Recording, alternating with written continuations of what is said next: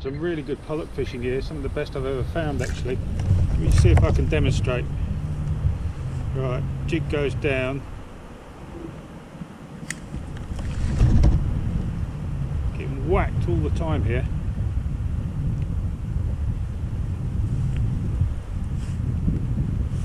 Actually not that deep, 29 feet apparently.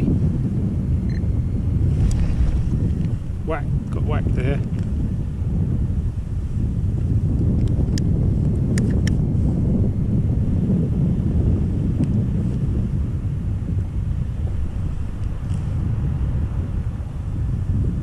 Really surprising. Have I drifted off that? Yeah, I'm in shit. Well, there you go. Jesus. Jesus, gonna get done here. I don't stop it. My God. So, do you see what I mean? Oh. Oh my God.